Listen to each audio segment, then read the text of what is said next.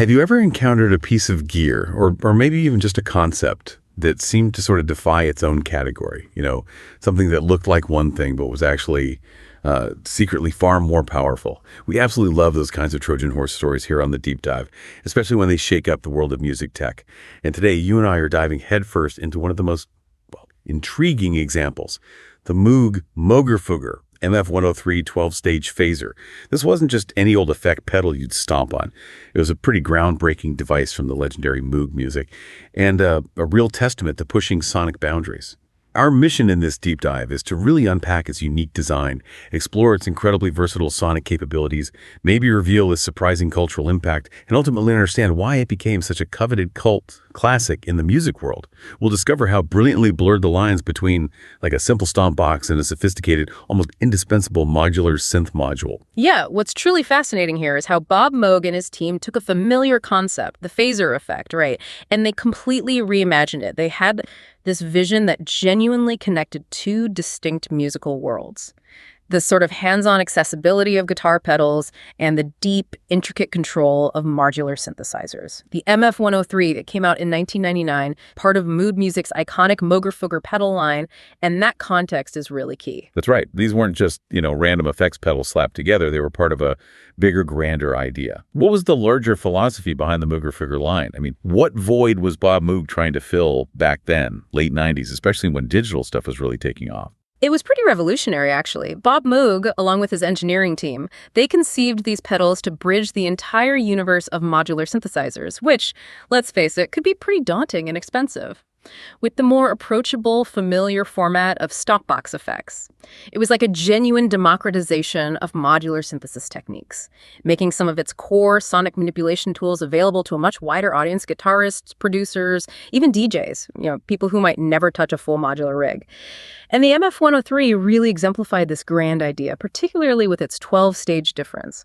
Think about the popular phasers from the 70s that people still love, like the MXR Phase 90, the EHX Small Stone, maybe the Maestro PS1A. Those were typically pretty simple 4-stage designs. They gave you that classic swirl, did their job great. But the MF-103 went big.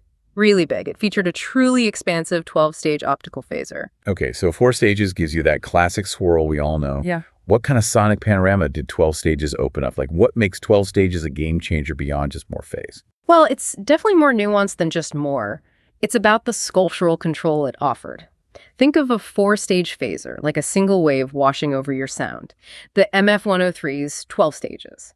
That allowed for multiple intertwined waves. You could hear distinct layers shifting. It meant you weren't just adding an effect, you were kind of reshaping the acoustic space of your instrument, pushing beyond simple swirls and a really atmospheric, almost 3D sound design. It delivered a much deeper, more resonant character than the older ones, with a movement that felt really alive and complex. And the real secret weapon, the thing that hinted at its dual identity right away, was the inclusion of those modular-style control voltage, or CV jacks, right there on the pedal. This wasn't just some quirky extra. It immediately signaled, hey, this isn't just a pedal for guitarists.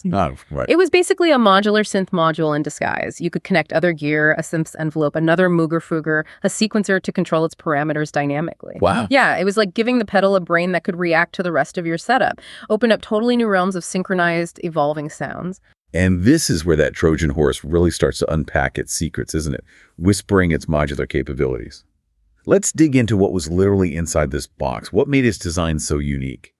At the heart of the sound, instead of using common BBD chips, bucket brigade devices, which are kind of like analog delays or JFETs, which you find in lots of classic phasers, the MF-103 used light-dependent resistors, LDRs.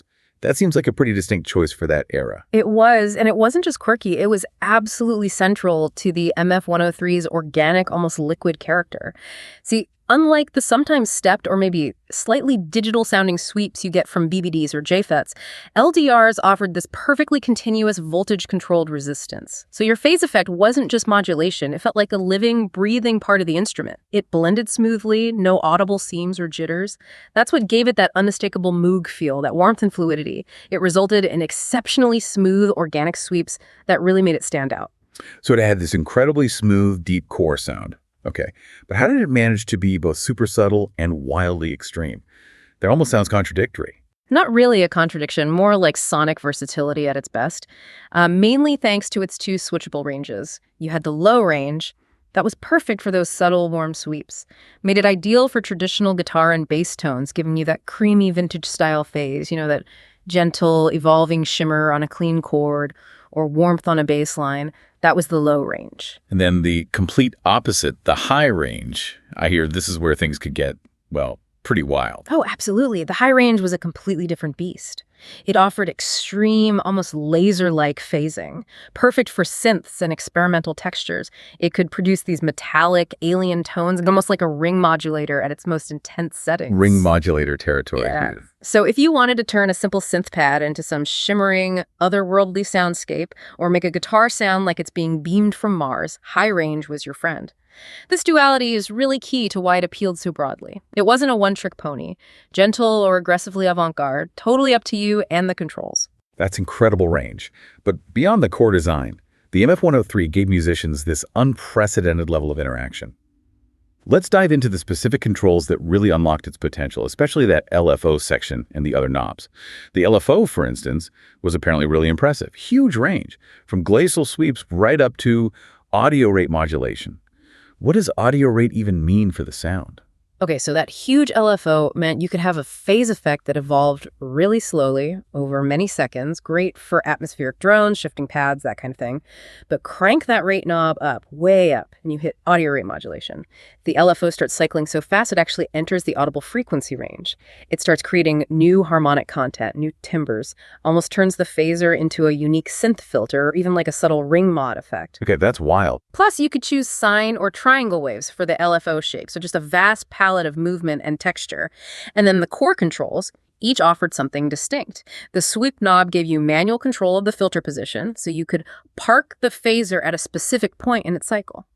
Great for finding those permanent sweet spots or creating static filtered sounds. You could even hook up an expression pedal and play the phaser manually. Really fine-grained sculpting, which was pretty rare in a stomp box back then. But the resonance knob, okay, this is where it gets really mind-bending, right? Where the modular synth DNA truly shows. Yeah. This wasn't just a bit of feedback. You could go from subtle warmth to, like, screaming resonance. And crucially, it enabled self-oscillation.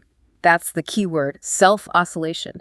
It meant the pedal could actually generate tones all by itself without any input signal. Yeah. It literally blurred the line between an effect and an instrument. You could crank the resonance, tune it with the sweep knob, and basically play it like a synth voice. This wasn't just an effect anymore. It was that hidden instrument inside the Trojan horse, just waiting, pushing way beyond what you'd expect from a pedal. The rate and amount knobs, obviously, controlled that onboard LFO. We talked about speed and depth of the phasing. And then there was drive. Yeah. Another unique feature, adding warmth and grit. You mentioned this wasn't just generic overdrive. Exactly. It was directly borrowed from Moog's famous ladder filter stages, gave the MF-103 this distinctive, rich character that was just unmistakably Moog. You could add a bit of harmonic richness or really push your signal into nice saturated territory, all within the phaser itself. But maybe the biggest superpower, the thing that cemented its Trojan horse status, was those CV inputs we touched on. Let's just reiterate. They allowed external control over almost everything important. Sweep, rate, amount, resonance. Right, which made it fully compatible not just with Moog's own modular gear, but also with other Moogerfoogers. You could create these incredibly complex, interconnected effects chains. It transformed a stomp box into a fully integratable module for really advanced setups, a dream come true for experimental musicians, sound designers, anyone wanting to truly animate their sound with external control. It's absolutely no wonder, then, that it developed such a dedicated cult following. This deep dive really needs to look at who used it and the impact it had. When you talk about influential artists, the Edge from U2 often comes up. How did he specifically use it? Well, when you think about the Edge, you think about crafting entire soundscapes, right? Complex layers of delay, reverb, modulation, and the MF-103 was kind of a secret weapon in that arsenal. Think about those shimmering, almost liquid guitar textures on tracks like Mysterious Waves, or the ethereal layers in Where the Streets Have No Name. The Moogerfooger's nuanced phase let him add these layers of movement and depth that were subtle but completely defining, and he could sync it via CV with his delays or other Moogerfoogers, creating these huge, evolving sonic spaces that are just instantly recognizable. Okay, so he used its subtlety and depth, But then you have someone like Nels Cline from Wilco. Hmm. Much more experimental, right? Totally different approach. For Polka Klein, the MF-103 was less about subtlety and way more about unleashed sonic chaos. He'd often push its extreme settings, riding that resonance knob right to the edge of feedback, creating these wild, almost alien sweeps. That became a real hallmark of his avant-garde play. So he really pushed its limits. Absolutely, proving it could be both elegantly atmospheric and just savagely experimental. Yeah. And it wasn't just guitar heroes. You mentioned synth and modular artists totally embracing it as a dedicated phaser module in their CV rigs. Plus, experimental guitarists latching onto that high resonance mode, using the self-oscillation to create entire soundscapes. It wasn't just an effect for them, it was a primary sound source. Which brings up an interesting point. How was it initially seen when it first came out? For some guitarists, it was definitely considered overkill compared to, say, a Phase 90. Too complex, maybe. Maybe, yeah. They might have just wanted a simple swirl, and the MF-103 offered so much control it could feel intimidating. But for those chasing extremes, those looking for new sonic territories, it quickly became the gold standard for experimental phasing. It wasn't for everyone, but for those who got it. Indispensable, a new frontier. That's a perfect circle back to what we call the modular Trojan horse idea, explicitly marketed as a guitar pedal, but its deep CV integration made it this secret, essential modular synth module. It found this huge following among Eurorack users, that's the popular modular synth format, who saw its real potential for complex modulation, sound design, even as an oscillator. Exactly. They saw past the Stompbox format and plugged it right into their big, complex systems. Right, and its magic wasn't confined to guitars or synths in the studio either. Not at all. Producers quickly discovered its transformative power elsewhere. Imagine taking a dry vocal track and just bathing it in this evolving 3D shimmer. Or making drum loops gain this almost sentient breathing quality. That sounds amazing. Some even used it subtly across entire stereo mixes, creating this psychoacoustic width and movement that you just can't get with simple panning or reverb. Made tracks feel incredibly alive. It really became a studio secret weapon. Added character and depth to almost anything you fed into it. So after nearly 2 decades of making waves, what happened? Let's talk about the legacy. The MF-103 was consistently produced from '99 until late 2018. That's a pretty good run, testament to its appeal. And then, late 2018, Moog announced the end of the hardware Moogerfooger line. It wasn't just, a simple manufacturing change. Moog, as a company, has always been deeply committed to the sound of their analog components. And over those nearly 20 years, sourcing the exact high-quality LDRs and other critical parts, the parts that gave the Moogerfoogers their unique character, it got harder and harder and more expensive. The dreaded parts scarcity issue. Exactly. As those specific components became rarer or were just discontinued by suppliers, Moog faced a choice. Compromise the sound with alternatives or gracefully retire the hardware. They chose the latter, which honestly is a testament to their dedication to sonic integrity. Didn't want to dilute the original vision. That makes a lot of sense, respecting the original design. But for musicians who loved these pedals, I imagine the immediate aftermath was pretty intense. Oh, totally. As soon as that announcement dropped, the scarcity spike was instant and dramatic. Used MF-103s just skyrocketed in price, often selling for like $800 to $1,200, sometimes even more. Wow, compared to the original $300-ish retail. Yeah, significantly higher. It truly became a collector's item overnight, and a really sought-after tool for serious players and collectors. Underscores just how valued its unique sound was, and still is. But thankfully, the story doesn't quite end there for people who missed out on the hardware, right? No, exactly. In a sort of digital phoenix rising moment, Moog released the Moogerfooger Effects plugins in 2022. And that included a really faithful digital recreation of the MF-103. So its distinctive sound lives on in software form. It's accessible, again, to a whole new generation of musicians and producers. That's great news. Yeah, while some purists will always crave the original analog hardware, and fair enough, these plugins are incredibly accurate, a really versatile way to get that legendary Moog phaser sound right in your DAW. What a journey. For a pedal that was clearly so much more than just a pedal. The Moog Moogerfooger MF-103 started as this groundbreaking design, bridging analog worlds, defying simple labels. It evolved into a coveted cult classic, influenced a generation of musicians and producers to think differently, to push boundaries. More than just a phaser, it was a boundary pusher, a true sonic explorer. Absolutely. It challenged our whole assumption of what an effect pedal could be. It inspired musicians to push beyond the conventional. It embedded the heart of modular synthesis into a format that brought that power to countless studios and stages. Which I think raises a pretty important question for you to ponder.